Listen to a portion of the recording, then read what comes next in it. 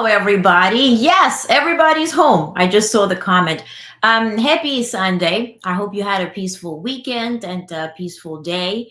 Thank you so much for reading the newsletters, the daily briefs, the Canada edition, and also, of course, our very first non political Sunday edition today, of which I'm going to talk towards the end. But again, thank you so much for joining me. This is our weekly recap.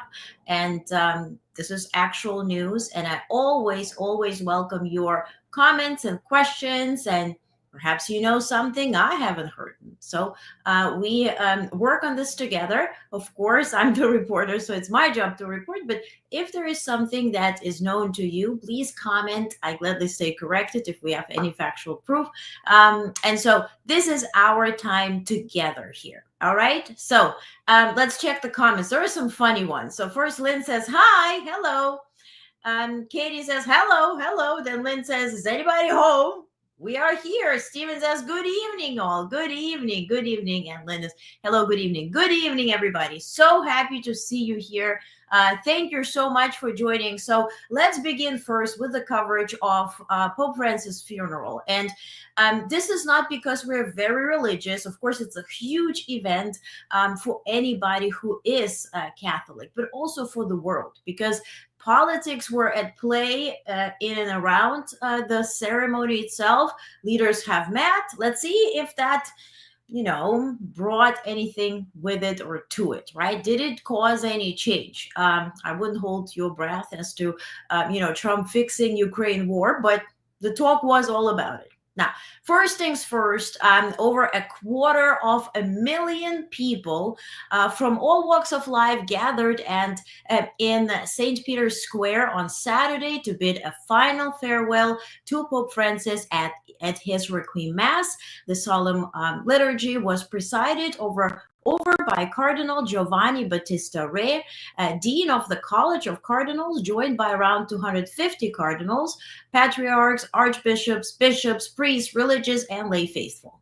And then in his homily, Cardinal Re reflected on the remarkable and intense 12 years of Pope Francis' Petrine ministry, highlighting his deep love for church, his closeness to the people, and his spontaneous, heartfelt actions right until the end. And I don't know about you, but as for me, I constantly now suddenly see all the reels about Pope Francis doing certain things, right? Either greeting people, or if somebody would pull him harshly, he would like turn around and say like, how dare you? So it is a remarkable life lived. I did an entire article on that in our daily briefing during this week. So I invite you to read on that. But of course, there was political presence. And I mean, you can't escape it. Everybody who was invited, or any country, would send their representation to attend the funeral. And people started slowly playing Where's Waldo? Waldo being Donald Trump, because he was dressed as the one lonely guy in a bright blue suit. This picture doesn't do it justice, actually, because if you look at the entire mass of people in black, and by the way, this was per Vatican's rules. They have communicated the rules prior to the funeral that everybody would need to wear a black suit with a black tie.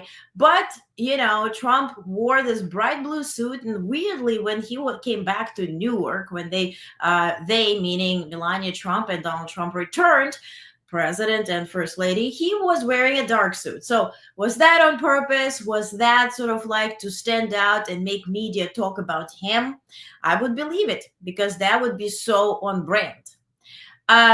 They're just reporting on it. What happened? Oddly, there was a mass shooting and oh, wow. Okay. 11 injured. That is horrible. That is horrible.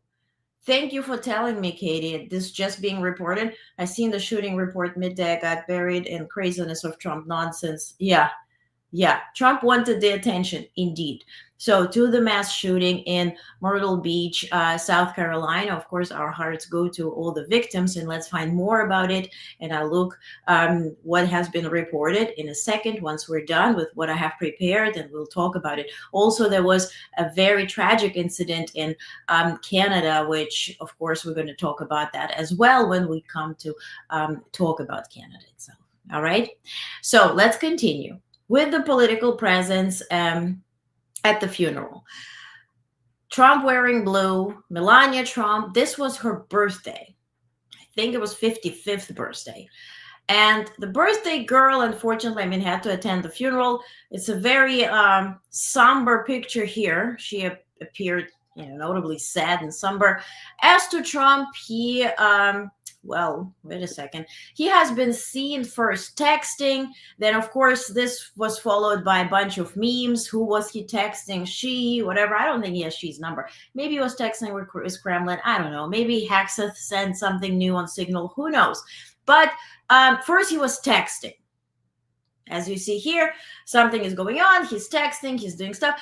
And then he was done texting and just fell asleep, as you see here. And Melania was, I guess, praying. Now, who was also in attendance were the former first couple, our former President Joe Biden and First Lady Jill Biden.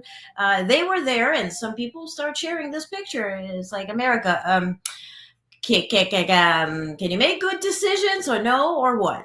And also Biden stayed in Italy for a day, maybe even longer. But yesterday they went to a restaurant which was really received so well by the Europeans. And people waited for hours to greet them. Then they also went to have a picture with a chef and to thank him for the meal and all that.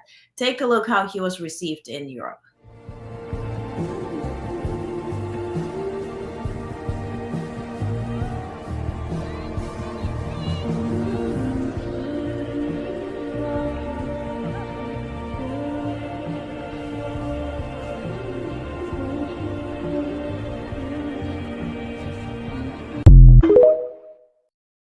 As you see, people waited for hours just to see him.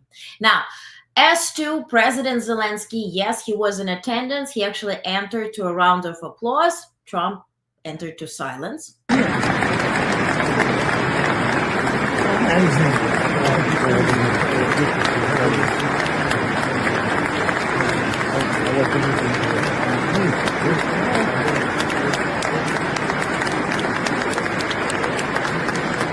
Which was very interesting. Also, where Zelensky was seated, because to avoid political confusion, because, for instance, there was representative from Iran, and same way also India, Pakistan, like there were people who were not supposed to sit next to each other. But out of respect, regardless to their religious beliefs and affiliations, they, of course, attended the ceremony and the funeral. Now, what was kind of interesting that although everybody was seated according to alphabetical order in French, right? So, for instance, USA started with E, right? Now, Zelensky should have sat then, in this case, in the third row, and then he was actually seated in the first row, which really sort of like, it was reported that Vatican broke their own protocol for that, but they wanted to have him in the first row. And of course, this was all planned by Pope Francis himself. Now, also what sort of stole the attention is the meeting that President of France, Macron, has arranged for President Zelensky of Ukraine to meet with President Trump. Now, first, it was reported by the media that, especially our US media, likes to flip everything to make White House look very strong and very demanding. Even I first thought, that's exactly what happened.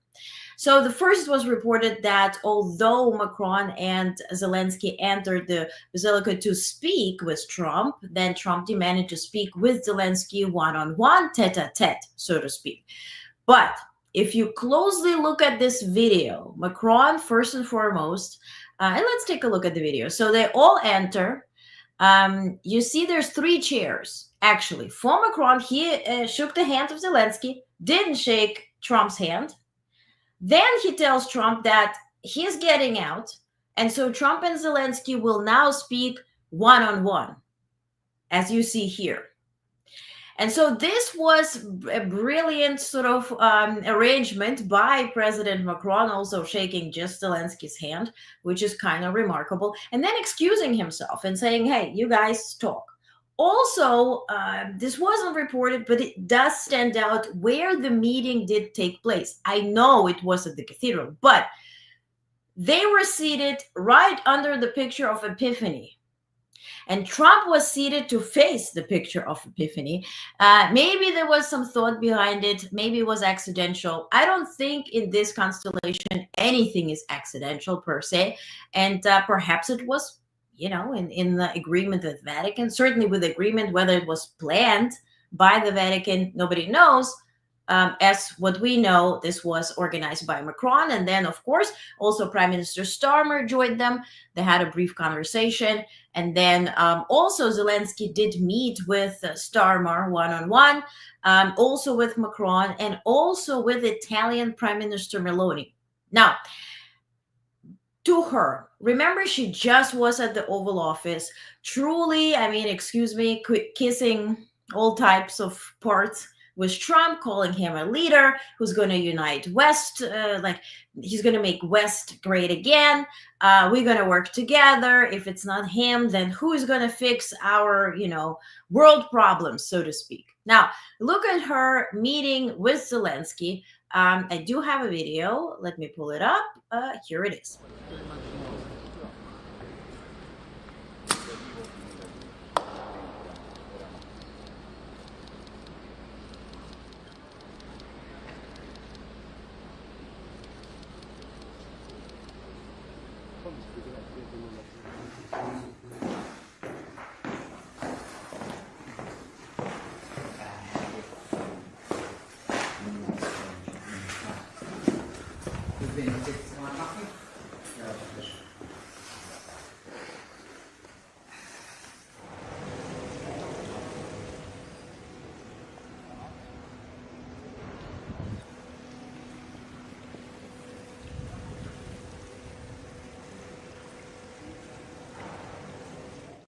So what do we see? Certainly not as cheery, not as, upbeat while meeting with Trump at the Oval Office.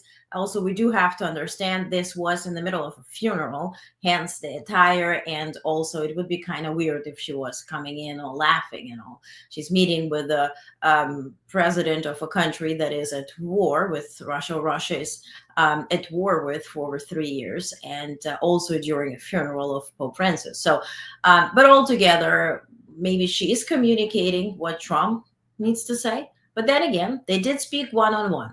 Now, after all those meetings, of course, the tweets came out.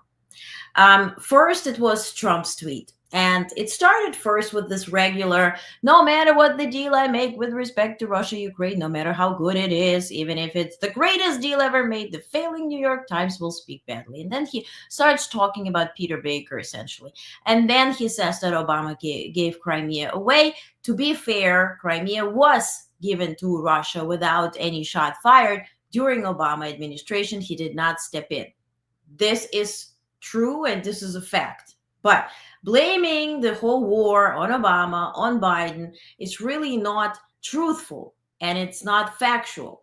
But then this is interesting. I mean, he calls this war Sleepy Joe Biden's war. I mean, it's very rich after you literally fell asleep right next to upbeat Biden. And yes, I saw the comments. Biden also did violate the dress code by wearing a blue tie, but it wasn't as crazy. I get it. Now, the ending here, this is what sparked this entire media frenzy that, oh my God, US is now going to go against Russia, and now Trump will fact check Putin and blah, blah, blah. Now, he says, it makes me think that maybe Putin doesn't want to stop the war. He's just tapping me along and has to be dealt with differently through banking or secondary sanctions. Too many people are dying.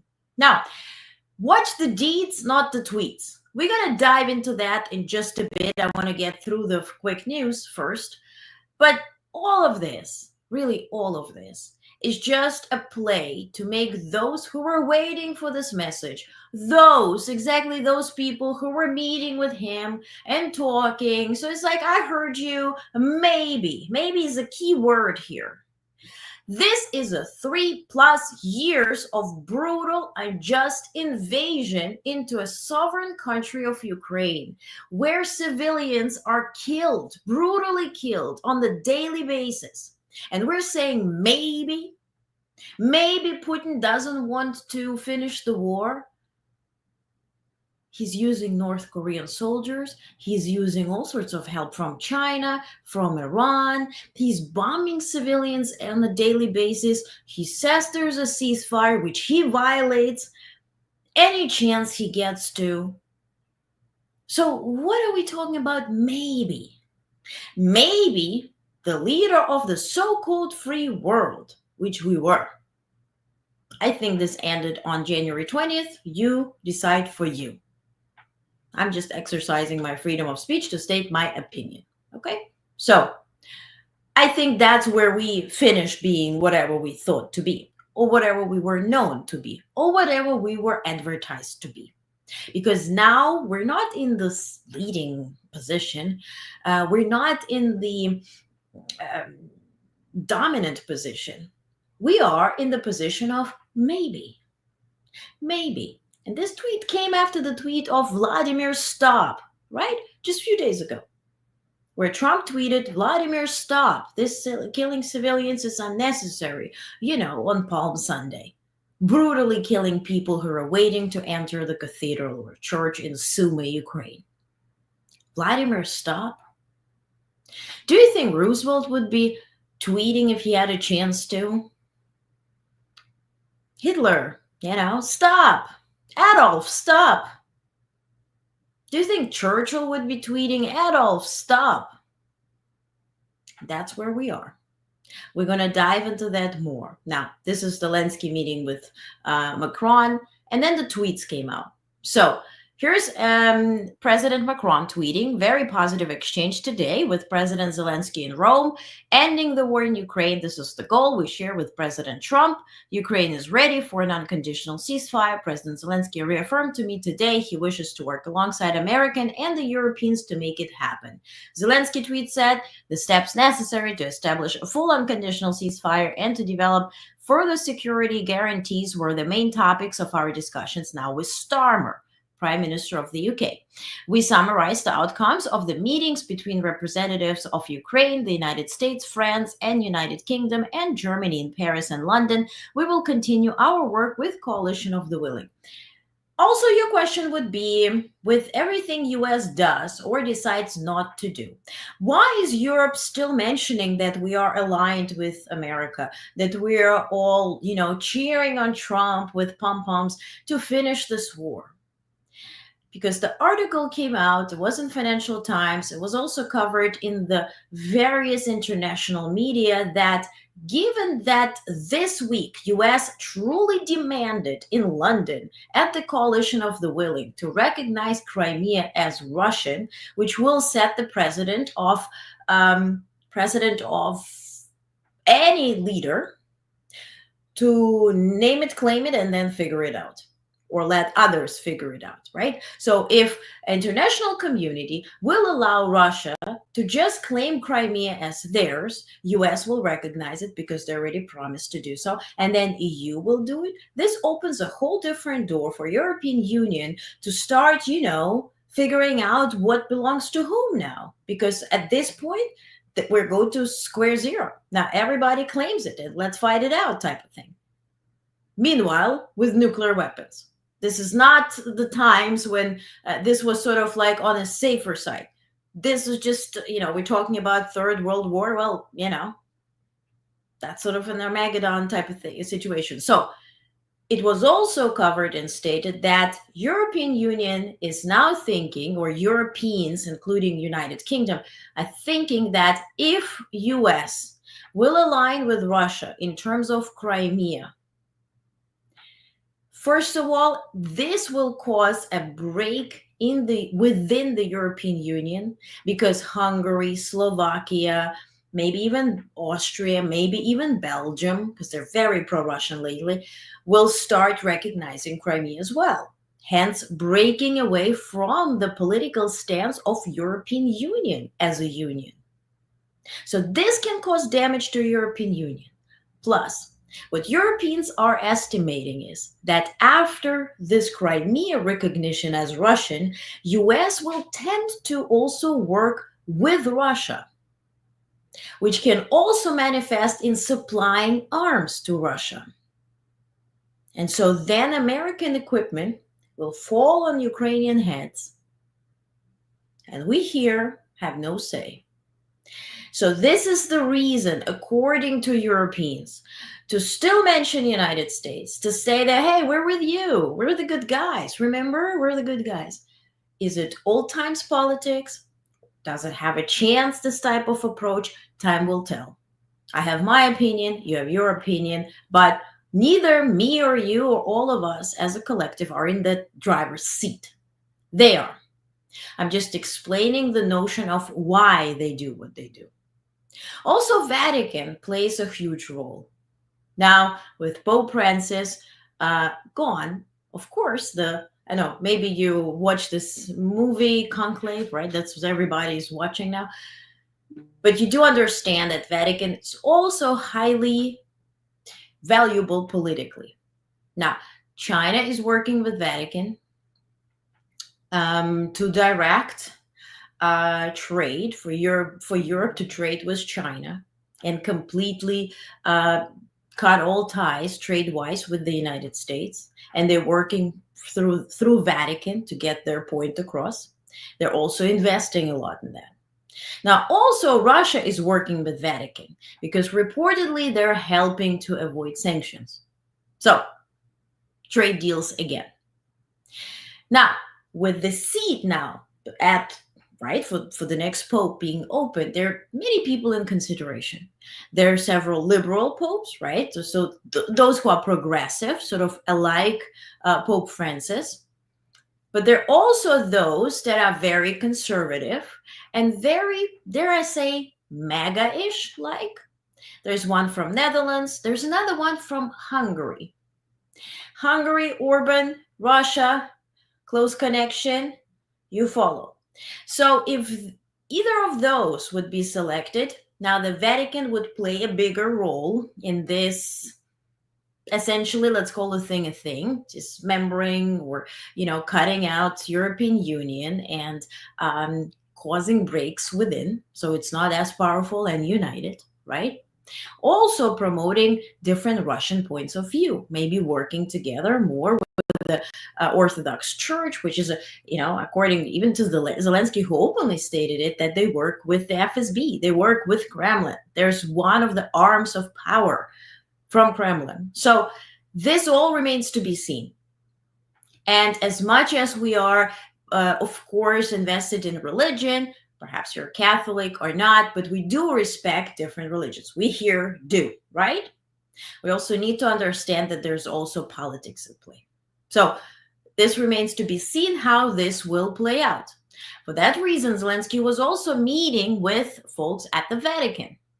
And he said that we want to, he meets with them, mainly bringing the point across that we need to return the stolen children from Russia. He wants to, regardless who will come into power at the Vatican, he wants to bring his point across that we are the victim. We need to be not just prayed for, but we need to be aided by you guys, because we stand for the truth. We stand for what is right. And Russia is the aggressor. So for that reason, we need to see how this will all play out. And for that reason, this is highly important and all sort of is interconnected. Now, if you're from Canada, Canada was represented, of course, at the funeral. This was Prime Minister Carney's decision. The Honorable Raymond Gagn, that's how you pronounce, right?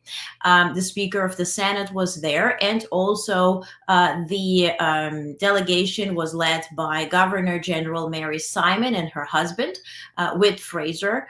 And they also gave an interview, it was a radio interview, where they said that this was such a important event where it really felt like the history was standing still, or they were witnessing history, and they were constantly reminded on Pope Francis, his visit to Canada, where he also spoke to different provinces, right?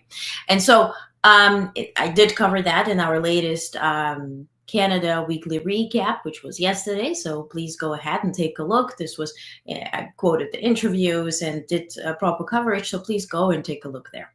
Now, I did this, I did this, I did this. Okay, also separately, President Trump and European Commission President Ursula von der Leyen have briefly spoken at the funeral and agreed that they will be meeting soon. Now, where this meeting will be finding place, what will happen, we don't know. Now, as to Pope Francis, he also made his final decision to make history in the way that he becomes the first, or he became the first pontiff in over a century to be buried outside the Vatican, with his location first kept private because only his closest or people, those closest to him, were attending the ceremony. And then now, yesterday, they opened the place for media and press for coverage, and now everybody can sort of visit his place of rest, right? So Pope Francis' coffin was in time.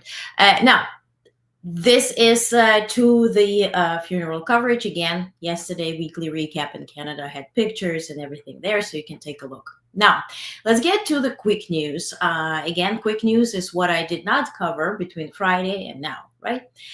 So today's Sunday. That's the big news.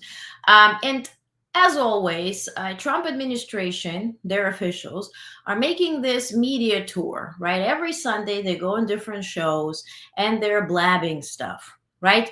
And so this is then considered the latest news, right? So when we saw Trump tweeting against Putin something, or maybe type of thing, Putin doesn't want to finish the war, maybe US will do sanctions, maybe US will do, as he said, banking, what that's supposed to mean anyway, we're in first grade.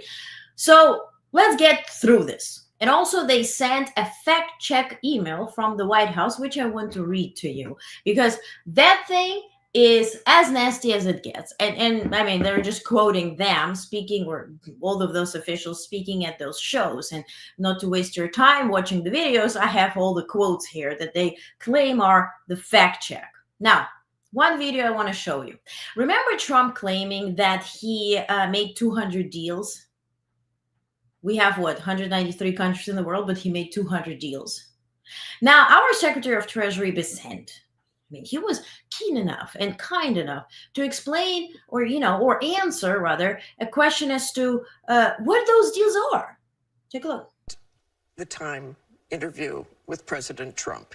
He said that he has made 200 deals on tariffs. 200 deals? Who has he made deals with? Is there actually any deal at this point? I believe that he is referring to sub-deals within the negotiations we're doing. And Martha, if there are 180... But those aren't actual deals. Martha, if there are 180 countries, there are 18 important trading partners. Let's put China to the side, because that's a special negotiation. There's 17 important trading partners, and we have a process in place over the next 90 days to negotiate with them. Some of those are moving along very well, especially with the Asian countries. Thank you for putting China aside, because this is China. Please read the subtitle. 对话谈判来解决问题，就应该放弃极限施压那一套，停止威胁讹诈，在平等、尊重、互惠的基础上同中方对话。这些都是假消息。据我了解，中美双方并没有就关税问题进行磋商或谈判，更谈不上达成协议。这场关税战是由美方发起的，中方的态度是一贯的、明确的，打奉陪到底，谈大门敞开。对话谈判必须是平等、尊重、互惠的。 So this is Foreign Minister of China. He said, as far as I know, we haven't met. Not even met. We're not even talking about making a deal that Trump claimed for over a week, that they sort of are very close to making a deal. They haven't met. They haven't talked. And he literally said, stop blackmailing us. Stop harassing us. Stop spreading these lies. But they didn't call it lies. They said confusion. And now, this TikTok generation of TikTok influencers who are dancing and cooking and everything and selling stuff. This all comes from Shine or Shane, whatever this company is. Of course, they were very much profiting from the de minimis rule, where you can claim that the whole container is worth less than $800. Hence, it's not going to be taxed. And so this not just is cheaper to import, it goes through the customs upon arrival in the US much faster because it's not taxed. It just goes through. That's why you order something on TikTok and it arrives, in a week from China with love. Now, this stuff is ending. Here's why. Shine hikes US prices as much as 377% ahead of tariff increases, right? Because remember, there were 90 days, blah, blah, blah. Now, here, summary by Bloomberg. Shine Group Limited raised US prices of its products, including dresses and kitchenware, ahead of imminent tariffs on small parcels. That's, since the de minimis rule is gone, right? The price hikes, which occurred mostly on Friday, varied by category, which with beauty and health products increasing by 51% and women's clothing by 8%. The price increases are an early sign of the potential effect of the trade war on American consumers as e-commerce shopping platforms like Shine and Temu face a 120% tariff on many of their products. Actually, it's 145% tariff. Of course, they will be raising prices way more, so they have larger margin. Why? Not because they just want to make more money, because they're preparing for other type of tariffs. I know people who ordered stuff from Europe, and although it has arrived in the US, it hasn't gone through customs because they don't know what the hell to charge in terms of tariffs, because today is this, tomorrow is this, and 90 days is this. It's like, what are we doing? Because if you undercharge, you, meaning the importer, will pay more, right? Even though somebody ordered and paid and you have to deliver the goods, you have no say once the goods have arrived at the customer's place, but perhaps you need more to cover it. And so they're adding this tariff as a separate charge, right? So a big shit show. We'll see how this will end. We'll see how this will proceed. But this 200 deals, 200 schmears, it's all BS. That's why I posted it on Blue Sky yesterday. Whenever White House says something, I'm saying allegedly. Not because I didn't prove it. I mean, that they said it, I have the proof, but they changed their mind 24/7 and they lie. Do you think there's some truth in that interview snippet that we just saw from Bessent? If anything, this is a PR campaign. Now, also yesterday was White House Correspondents' Dinner. I never wanted, nor I ever joined White House Correspondents Association, even though they dangled their dinner tickets that you still have to purchase for $200 each, at least last year, as a big treat. Not for me. I'm not interested because I do have dignity. And if you do have dignity, it prohibits you from doing a lot of things that maybe would be beneficial for your career short term. But long term, I like seeing in my face in the mirror and actually liking it. Like, okay, you're good. I trust you. We're good. So, and here's why. So yesterday was this dinner. Of course, White House officials were prohibited from attending. There was no entertainment. There was nothing. But here you go. The comment is written by former Joe Biden's speechwriter, right? And he says, absolutely shameful, low point for DC press that they're lauding a right-wing gossip columnist who spent the last few years writing almost exclusively about Biden's footwear and tabloid hunter nonsense. Alex is the apotheosis of the TMZ-ification of our press. So essentially, they're talking about Alex, I think Thompson is his name, yes, who together with the CNN, what's his guy? Oh, I hate his face.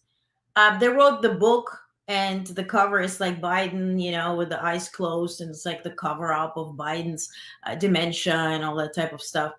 And he works for Axios, which has the owners that were, democratic. But again, to survive in this environment, they're all flipping into MAGA narrative.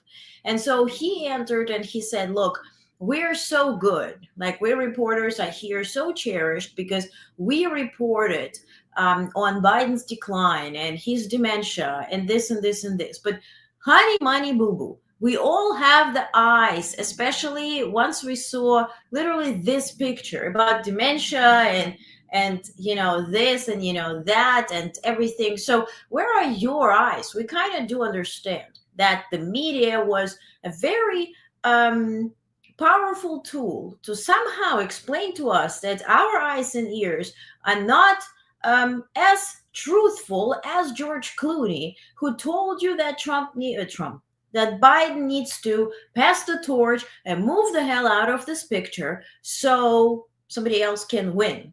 And what they wanted is an open, sort of like Miss America competition as to who's going to represent the Democratic Party, completely ignoring the fact that only Kamala Harris could have access to the money raised for the campaign.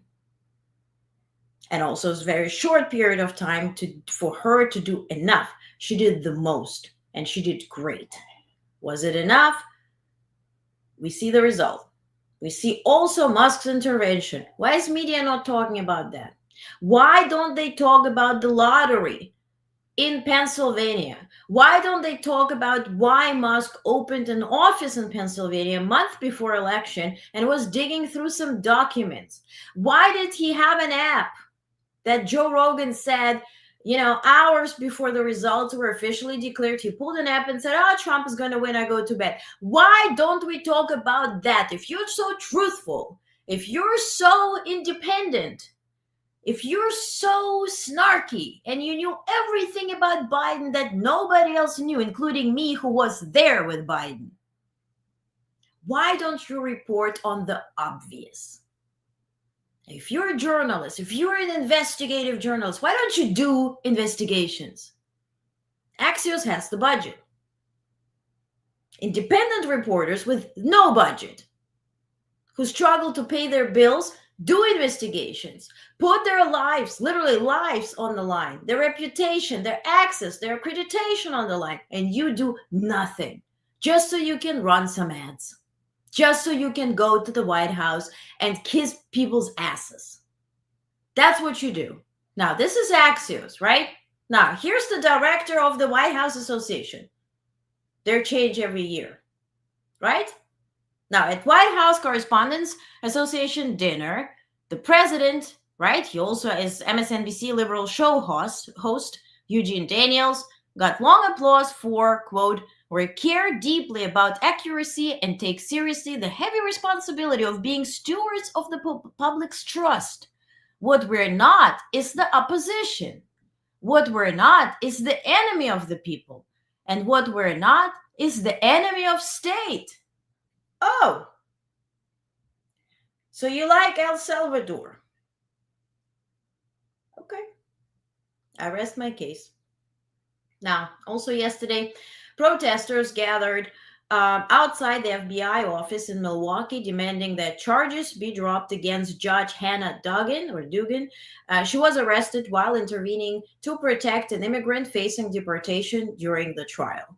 And I reported this, and a lot of people, someone from Canada, started saying, "Oh, you lie," and this, and he was a criminal, and she's a criminal because she was protecting you. You have to vote tomorrow, so let's focus on that. She was protecting a person, whether he's a criminal or not. She was protecting a person who deserves to have due process. And if that due process would have resulted in the guy being declared a criminal and be deported and maybe even sent to El Salvador, so be it. But if they don't have a due process, you won't have due process. Also, Eugene Daniels, who is not the enemy of state. So, also, a federal judge stated on Friday that the Trump administration appeared to have deported a 2-year-old U.S. citizen with no meaningful process, as the child's father fights to have her returned to the United States. Also, there were kids, United States citizens by birth, who were getting cancer treatment, who were also deported. And here comes that infamous email that I just, promised to read to you. Because here's a quote from our Secretary of State, Rubio, who says, wait, where do I have it? Here, on the latest, as he calls, fake news hoax, quote, 3 U.S. citizens ages 4, 7, and 2 were not deported. Their mothers, who were illegally in this country, were deported. The children went with their mothers. The parents make that choice. We just read that the father is here, so he was not deported, and he's fighting to keep his baby, who is a U.S. citizen, on U.S. soil. Do you have sanity? Do you have common sense? Also, Rubio says, okay, what can I tell you before we dive into Russia? Okay, not Rubio. Border czar Tom Homan. And this is all quotes by the White House. On Face the Nation, he says, quote, we got the most secure border in the history of this nation. And President Trump was able to accomplish that in 7 weeks. Yes, by sending the entire troops. From what? From what? And if you're from Canada, it kind of will interest you. From NORTHCOM. This is who went to protect the border. People who are protecting our Arctic and Alaska with the planes that are now flying migrants, overpriced, to the destination of their origin, allegedly, and El Salvador. This is who's supposed to protect the Arctic and Alaska are now protecting the border. And reportedly they're bored. And also a couple of soldiers passed. Car accident, this type of accident, but they don't have much to do. And there's this saying, if you want to destroy an army, give them free time. They're standing there. There's nothing happening at the border. Of course, the crossings are low. Duh. Because you put the army at the border. And now you allocated also miles of land to build some other facilities. Is it concentration camps? Is it a protection thing? Who the hell knows? We have executive orders that are very, fancy written, protecting the rights, bringing, strengthening the federal force. Which then, if you read into it, it actually means that now federal employees will be on sort of like a trial basis until the Congress approves them. So if now we're going to have Congress approving federal employees, that's all they're going to do. So Congress, became HR? But again, to this White House correspondent folks, you're not enemy of the state. Nobody is an enemy of the state. I'm not the enemy of the state. But are you enemy to truth, to journalism, to reporting? Are you the enemy to factual information? I hope you're paid for being that PR campaign runner for whoever you decide to. I hope it's worth it. When you see somebody effing up, it's like, I hope it's worth it. You do you. Everybody does whatever they envision. Now, U.S. Representative Don Bacon, one of the few Republicans willing to occasionally break ranks with President Trump, announced on Friday that he's considering retirement when his current term expires. He doesn't want to go against the wave. Elon Musk's Department of Government Efficiency has ordered the cancellation of approximately $400 million in grants. And who do you think those grants were awarded to? AmeriCorps. Volunteers. People are going. I've volunteered. You maybe have volunteered. You go and you volunteer. But this whole operation is run by people who are paid for this. Paid exactly with this grant. And now they won't be able to organize this. They won't be able to organize it for anybody who's in need. Because Doge decided that they shouldn't. Eugene Daniels. That's the state you're not against? Is that the standard for White House correspondent thing? Is that the standard that you let, there's this unspoken rule that, if you're at the White House, I can show you the picture of it. There's a whole thing hanging like a framed document where the press pool was created, right? It was on top of the swimming pool, hence it's a pool. So And then there's also this scissors, right? That they cut the whatever ribbon, open the press room. And they say since Associated Press was one of the founding members, or the founding member, the Associated Press always had the first choice or the first question to kick off the briefing. Now the first question, by the decision of this White House, went to this new media. And the latest person to ask all that was the RT guy, who was reportedly paid $400,000 to spread propaganda, pro-Russian propaganda. So I'm not naming names. I don't want to promote anybody. But the guy with the hat, you know. And he asked the first question, going against this White House Correspondents Association representatives, saying, how dare they misreporting on the guy who was unjustly reported to El Salvador? Why are they calling him a good guy from Maryland? And how do you survive this so much nonsense coming from these people? And then these people go arrange this event where they clap for each other, saying that we're not going to go against this. Any person with dignity would get up and leave, because somebody who's not a journalist, who is a paid propaganda representative from other nation, from actually our enemy nation, is asking a question, shitting on you, and you sit there and clap and wait for the turn to ask a question. This is where you are. Again, hope it's worth it. Now, Donald Trump, President Trump, is on his way back to the White House. He spent his day in New Jersey at his golf course. And here's a video. He was asked about the tax and the bill, right? The bill is sort of to be voted on. What is he planning to do? Take a look. And we're going to make a lot of money, and we're going to cut taxes for the people of this country. It'll take a little while before we do that, but we're going to be cutting taxes. And it's possible we'll do a complete tax cut, because I think the tariffs will be enough to cut all of the income tax. Now, we have a lot of debt that's been left to us, unfortunately, over many years. We'll take care of that. But the tariffs, if people only understood the tariffs, we're going to be giving people of this country a tremendous tax cut. And we're going to start with people making less than $200,000 a year. And I think in his mind is really poor. It's like less than 200,000. That's like bare minimum, Okay. Well, here's my question. Serious question. Maybe you can help me, because I don't know. I'm running out of ideas. Who is collecting this tax? Because the tax is paid by the importer, right? If you shop on different websites, like Fabletics, for instance, is famously putting this, they call like a new tax, or like whatever, not Trump tax, but like US tax or whatever. And they have like an extra charge in your bill, so you know why you overpaying. This is going where? Now, because the pricing went up, you just heard from China, right?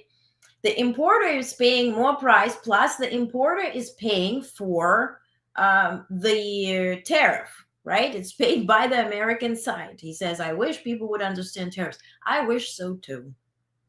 Right back at you. So it's paid by the American company and hence by the consumer, because this tax is bypassed to us. You can see it anywhere you shop. So who is collecting this tax? Here's my question. Who is collecting this tax? The Federal Trade Commission, maybe? The U.S. Federal Trade Commission has offered employees financial incentives to leave the agency, according to an internal email obtained by Reuters.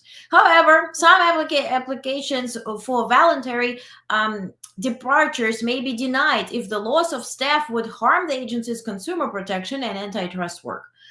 Who is collecting this thing? IRS? Where the head of IRS quit or he was asked to leave type of thing? And a bunch of people left too, like 20,000 people got fired from the IRS, and we're in the tax season. So I don't know about you. Like, are you still waiting for your tax refund? Is it going to come? Who knows at this point? But And IRS is also now working with the ICE to deport people. So they're overwhelmed. They're understaffed. They were understaffed. Now they're completely understaffed. Are they getting these tariffs? Like, who is getting tariffs? And also, my second question, where do those tariffs go to? Because you say, oh, we're going to give you tax refunds, or we're going to lower tax. Who is collecting this tariff money, allegedly? And where does it go to? Because when it's reported, oh, we're making... It was on Air Force One, Donald Trump, on the way to Rome, President Trump said 5 million a day, which is for America, is like 5 million? I don't know. Then he said 2 billion. It's like, was flippity flop between 5 million, 2 billion, but whatever. We are collecting some sum a day on the tariffs, allegedly, again. Where does it go to? Who's collecting it, and where does it go to? Can we know, like, if this is our money, like, right? We're demanding to own what's ours. Where does it go to? Also today on the stairs, right? Hakeem Jeffries and, Coons and others were sitting on the stairs. I think it was like they were at the Sunrise, and then people joined them, and they said that no Democrat will vote on this bill because this is, they're going to cut Medicare and Medicaid and all that kind of stuff. So what's in that bill, and where does the money go to, and who is collecting it? Are they collecting it? All those questions are very difficult to find out, because even if you ask a question, you get an answer that you can't trust. Here we are. So, as to global news. Meanwhile, China is doing their own thing. And their own thing is being this. Let me pull up a picture so I time it with my story. Here we go. So, China has seized Vietnam's Sand Key in the South China Sea, according to Financial Times. Chinese forces occupied the uninhabited island, which had hosted Vietnamese military posts and a fishing station, and raised PRC flag, as you see here. Now, back to the map. The island is home to a fishing station, Vietnamese military facilities, in addition to Chinese military's entry into another country's territory, which is illegal. Okay? This also threatens a Philippine military base located a few kilometers away on another island called T2. Is anybody reporting on that? White House Association people? Or you're not, you don't go against the state, you don't go against China either, or like, yeah. Financial Times reports on it. Financial Times breaks the geopolitical news about occupation of an island of another country by China. Financial Times, really? Financial Times is reporting it. So, is this a preparation and a test for Taiwan? If you ask me, again, my opinion, right? Exercising my freedom of speech, as long as I have, as a citizen of the United States. I'm going to tell you that if Taiwan were to be occupied, White House will say, well, we're not going to defend Taiwan because we actually want to build the chip factories in our country. So why would we need to fight for those chip factories? Because we don't want to invest in Taiwan. And using Taiwan, we now finally reached a deal with China, which is fantastic. Winning, make America fantastic again. That's what I think will happen if Taiwan were to be occupied or invaded by China. You see here, Financial Times reports to you. White House doesn't issue a statement. Rubio is not even asked today on the Sunday shows, media. No, just there, raising a flag. Hello, good to see you. But then U.S. said that U.S. has rejected Russia's demand that Ukrainian forces withdraw from Donetsk, Kherson, and Zaporizhia, the occupied territories. And everybody's celebrating it. Oh my God, we're going against Russia. We're going against Putin.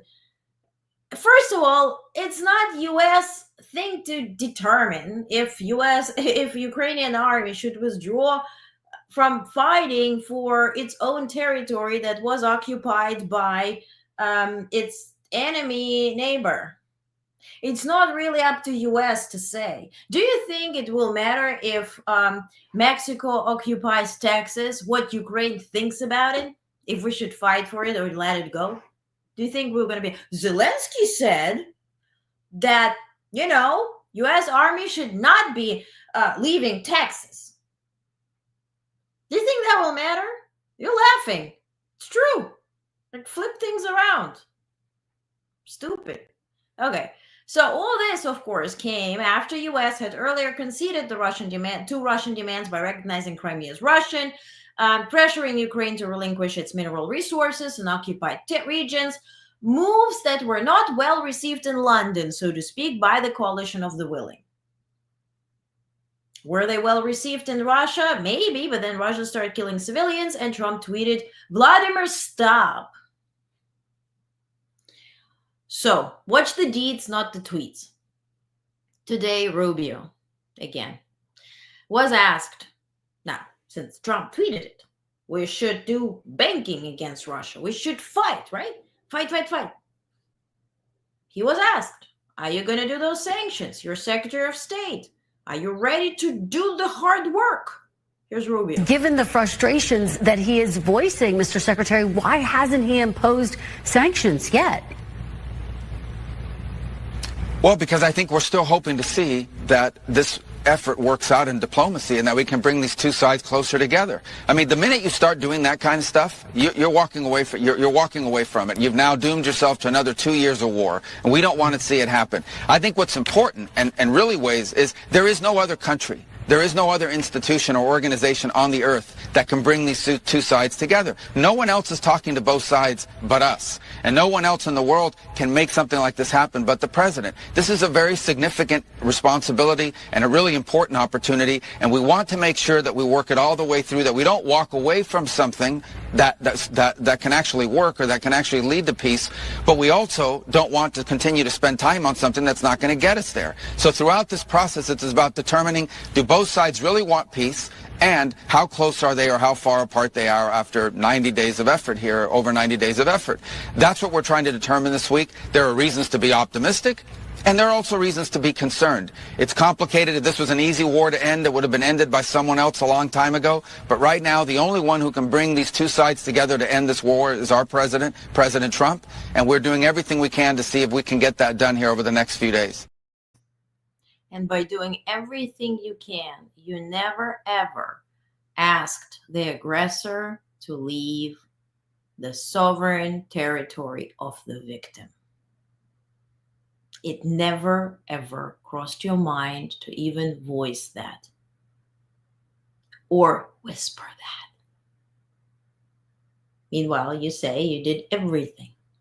Never asked the aggressor to stop bombing civilians. Never asked the aggressor to leave the hell alone, Ukraine the hell alone. Never, ever. But you did everything.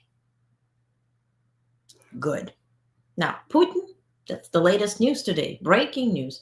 Putin will completely cease fire if no more weapons are delivered to Ukraine from the US and EU.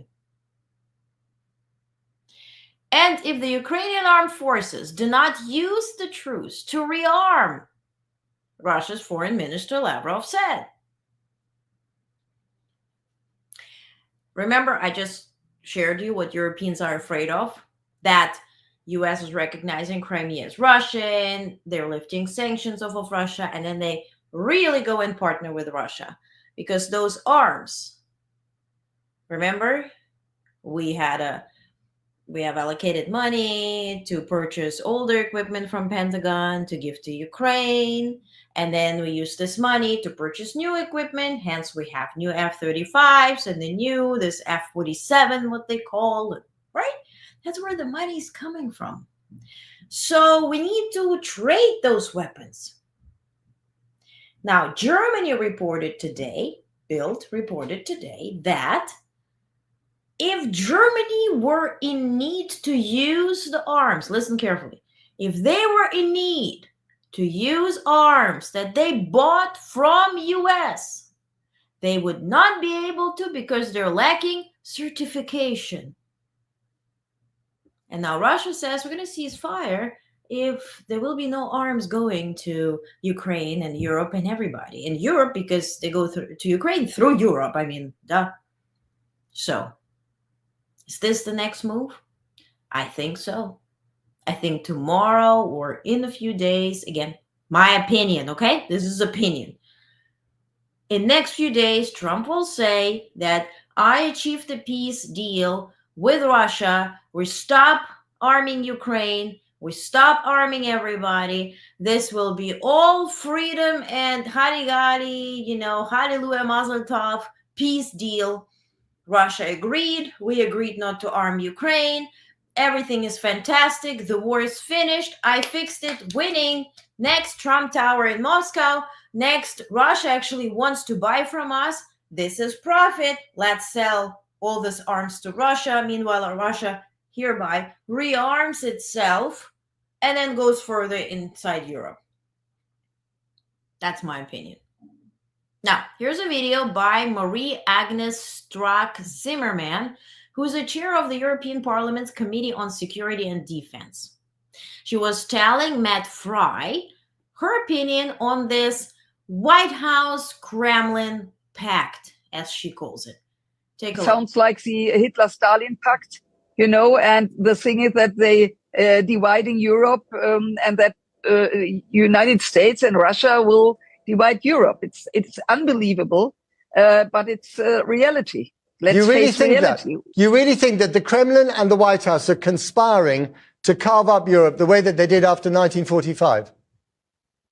Yes, I think we have to realize, of course, history, it's not always the same, but you have to realize that the United States with Trump, it's really turning around, and it's not this friendly, it's not this country which everybody of us loved. We could see that there is a president, and he's maybe wants to be maybe Putin 2, because he's really, how could I say, fascinated of Putin, that he has power and he could do whatever he wants. And maybe that's a dream of Trump. But I tell you, Europe has to stand close to Ukraine. We have to help them in any case, and also to send them a weapon, whatever they need. I have a bit of a breaking news here. I just got an email from the White House about the schedule tomorrow, and I want us to think beyond the words, okay? So 8:30 a.m., press brief, 8:30 a.m., which never happened in this administration. Press briefing by White House Press Secretary Caroline Leavitt and border czar Tom Homan on securing the border. Then, Trump at 4 p.m. welcomes Philadelphia Eagles, Super Bowl champions, to the White House, whatever. 5 p.m., the president signs executive orders focused on restoring law and order and securing the homeland. This is what you were waiting for as to Marshall Plan or like state of war or a declaration of whatever. This is the part where this can come through. 8:30 a.m., they will be announcing it. At 5 p.m., he will be signing it. Again, 8:30 a.m. for this White House is sort of weird. They want to own the media cycle. That's why they do it. They come in during the morning shows. So all day, every day, it's talked about it. And then 5 p.m., he's signing it.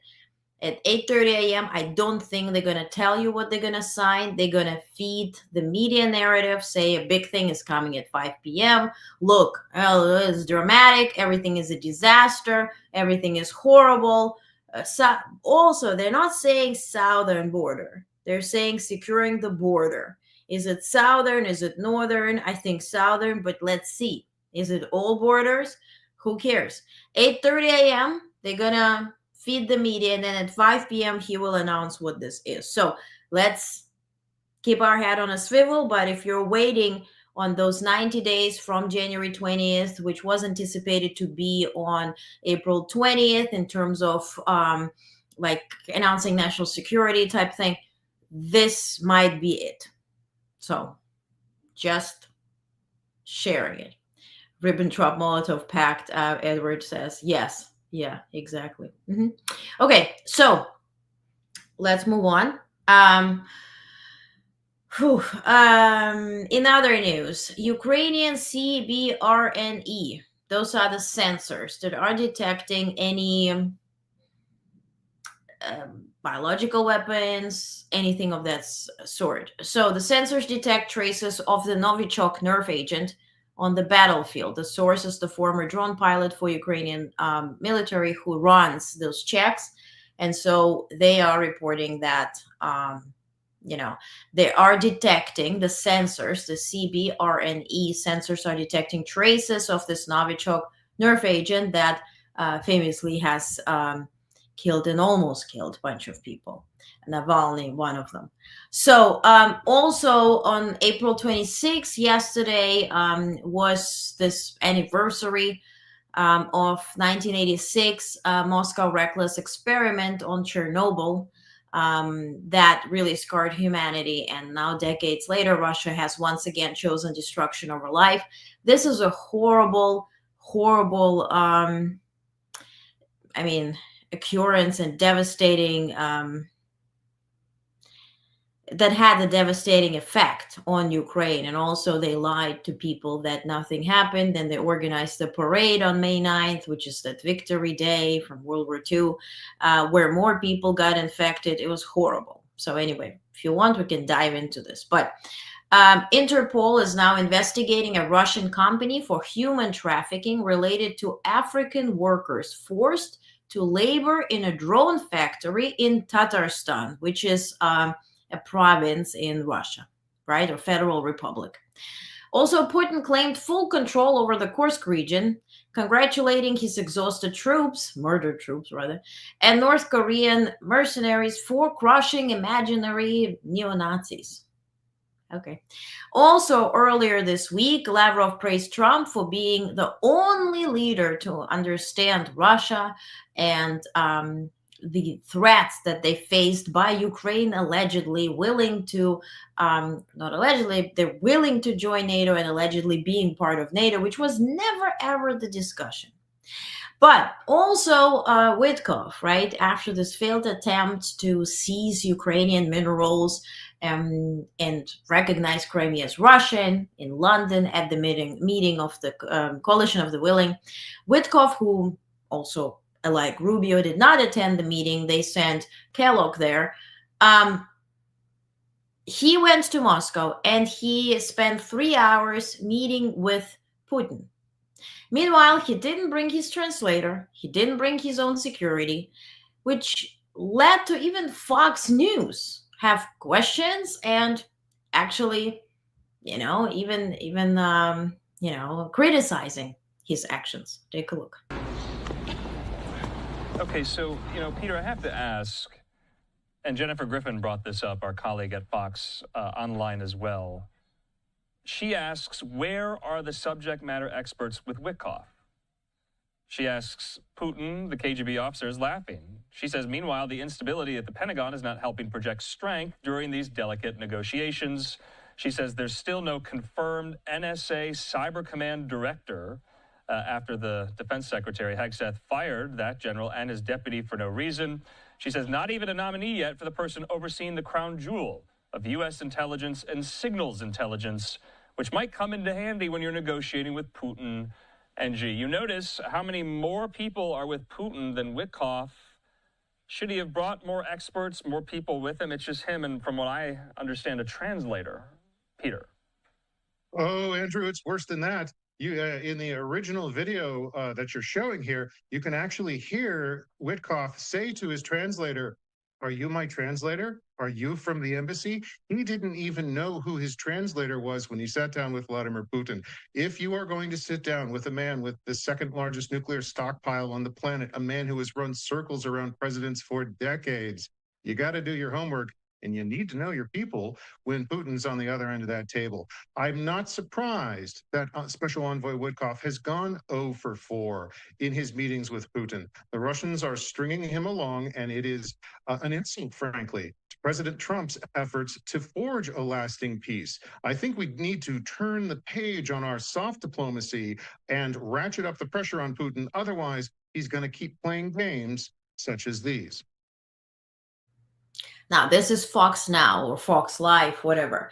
This is a channel where they, without commentary, usually just stream everything live from around the world. So, but still, it's the same Fox umbrella. Now, another good news, Ukrainian authorities detained a Russian cargo ship carrying 5,000 tons of stolen Ukrainian wheat from the port of Sevastopol, which is occupied Crimea. At the end of 2024, the crew was arrested in Black Sea. Now, Russian soldiers are being creative on the battlefield. They probably ran out of cars and donkeys and horses. Now they're using, the assault scooters. Okay, here's a video. Ukrainians are laughing about it. Read the subtitle. Давай запишемо відео. Сука, уже, блядь, на самокатах хуярят. Шпиль столбом, блядь, ёшка. Суки, блядь. Я хуй. Я хочу сказать, что это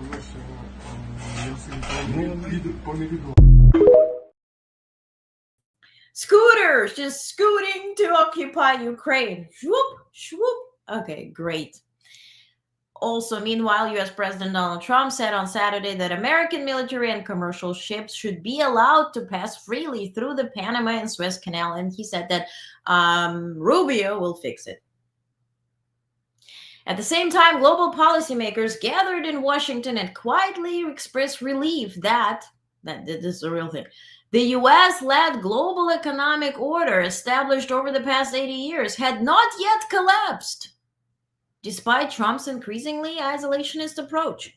Well, there's always a reason to celebrate something, right?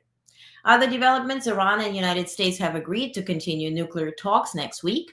However, Iranian Foreign Minister Abbas Araghchi expressed extreme caution about the prospects of success. Now, meanwhile, U.S. Treasury Secretary Scott Bessent described early trade discussions with Japan and South Korea as productive. Now, Honey Bunny, we had a free trade agreement with South Korea for over 20 years. Then you impose tariffs on them. So do you think they're going to present to you a free trade agreement and you're going to be like, oh my God, great success? In a readout following bilateral meeting with Japanese Finance Minister Katsunobu Kato, Bessent welcomed the strong start to the new trade discussions. Okay. In a separate meeting, Bessent urged Asian Development Bank President Masato Kanda to take concrete steps toward ending loans to China. He also emphasized the need for an all-of-the-above energy strategy and discussed financing for civilian nuclear energy projects. Now, Rubio also today in one of those Sunday show appearances said that we should stop financing labor in other countries. Didn't you build the entire trade economy in the United States by financing cheap labor in other countries that violates human rights? So you can get cheaper products, so you can be this consumer nation, so you can have, the youth being very interested in becoming a TikToker or Amazon salesperson and not the person who works at Amazon or the person who makes this product. Weren't that the narrative? Who created it? China, yes. And I'm anti-China. I mean, anti their regime and all. But they fairly utilized the opportunity. You invested in their labor and they utilized it. And now they're stronger. And yes, you built them. And so what, you're going to punish them? And again, you don't have a trade deficit. You sell more services because you made yourself a country based on services.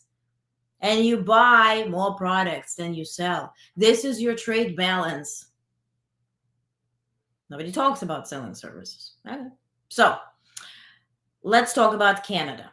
Canada is voting. It's voting for a week, and tomorrow is the election day. So if you're a Canadian and you haven't voted, please make a plan to vote. And you need to vote for Carney. I'm sorry. I'm not supposed to be like either side, but we have things on the line, okay?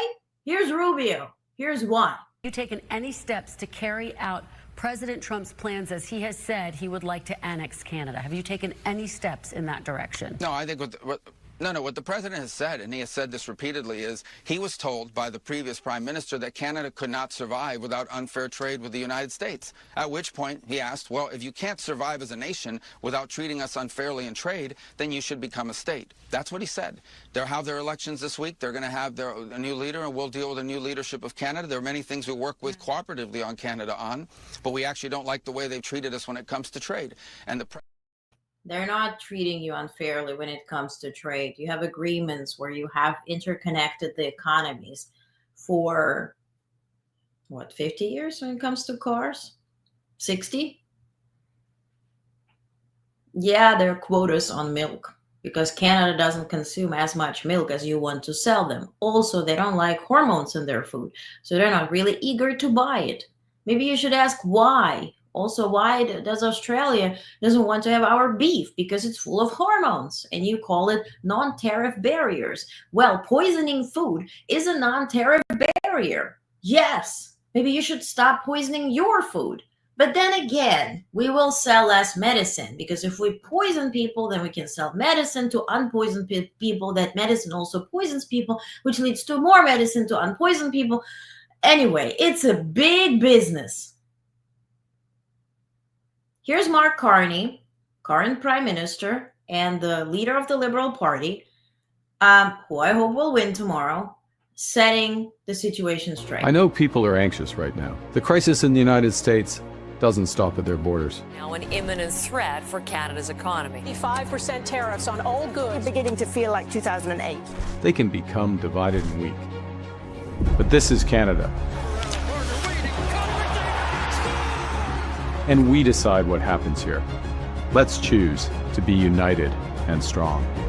Canada strong.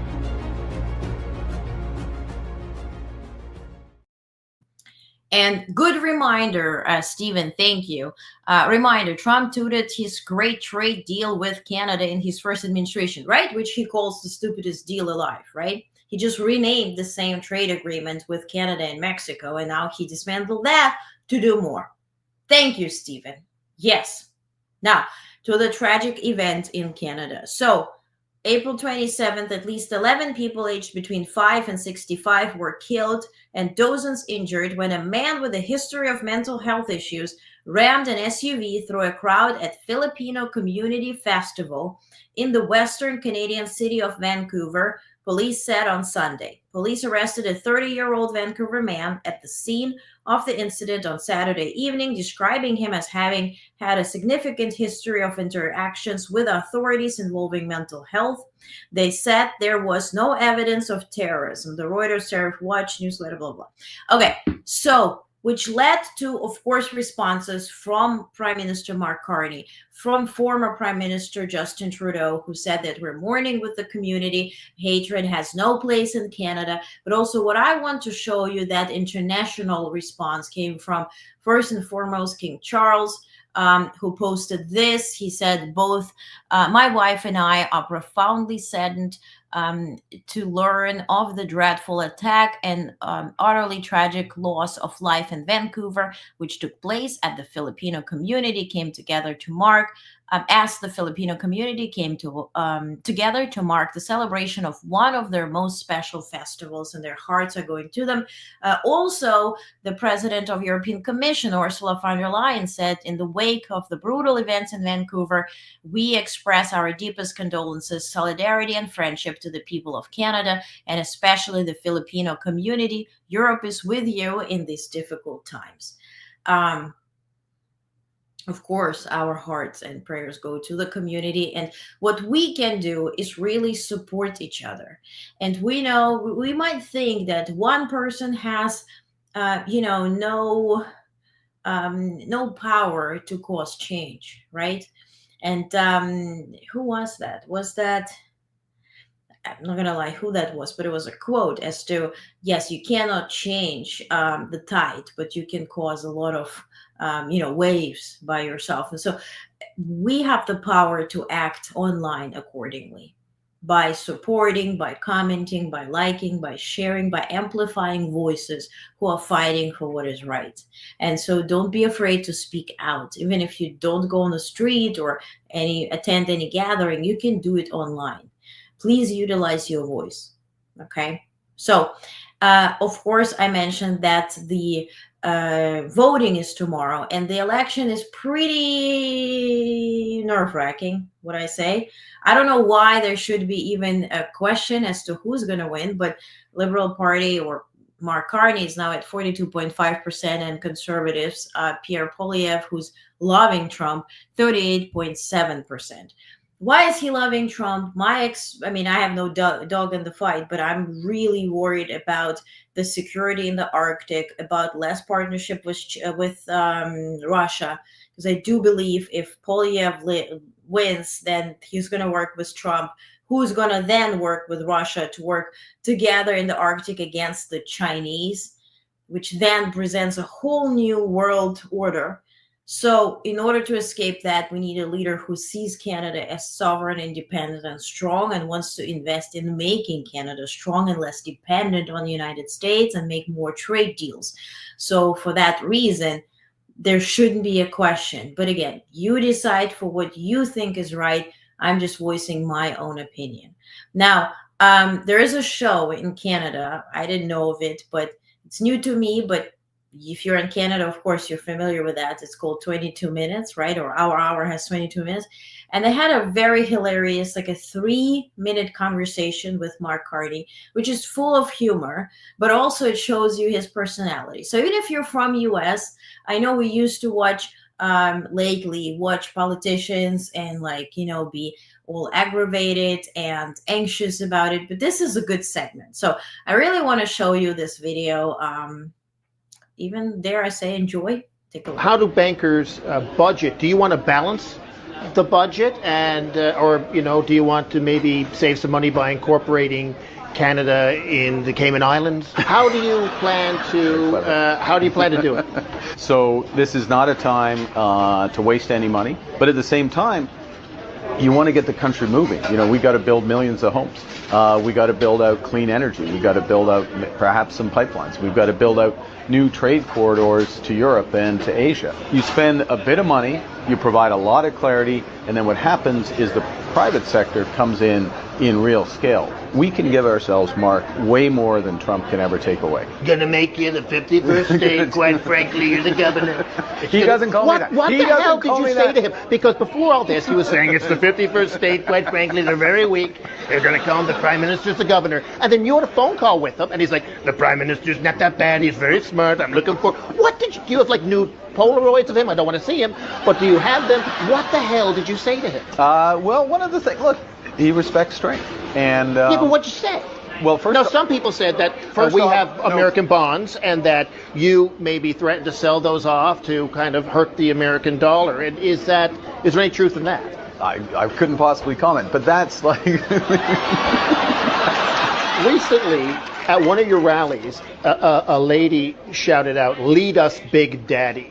And people say you have... I've never met that woman people say you have Big Daddy energy. And Reuters, the reputable news agency, recently said that you have a blend of tough talk and bland competence, which is, I think, a way of saying they find you boring. When I was appointed governor of the Bank of England, whatever it was, 10 years ago.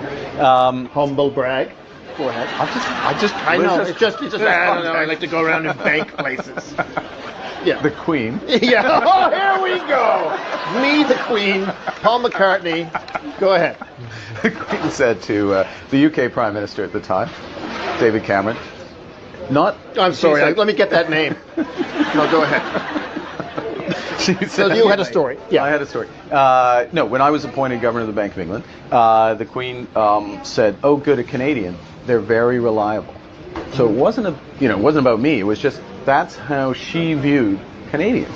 Well, I don't know about the election, but we're at Tim Hortons, so let's see if you won anything. No, this is always tense. No, there must be some mistake. What's it say? It's broken. No, it's it says, sorry, wait until 28. So we can't tell if you won yet. As they say at Tim Hortons, if you don't win this time, sorry, try again. Prime Minister, thanks for doing this. My pleasure, Mark. Nice, right? politics can be entertaining, but also life is more than politics. So, which leads me to what we started this week. Yesterday, I premiered a pilot episode of Made in Canada, where I presented to you 2 small businesses that have fantastic stories. Here's 45 seconds of our intro so you get familiar with them if you haven't watched the episode. Welcome to the very first episode of Made in Canada, a celebration of bold ideas, local stories, and Canadian-made excellence. In this special pilot, we're spotlighting 2 businesses who embody creativity, resilience, and the heart of what it means to build something made in Canada.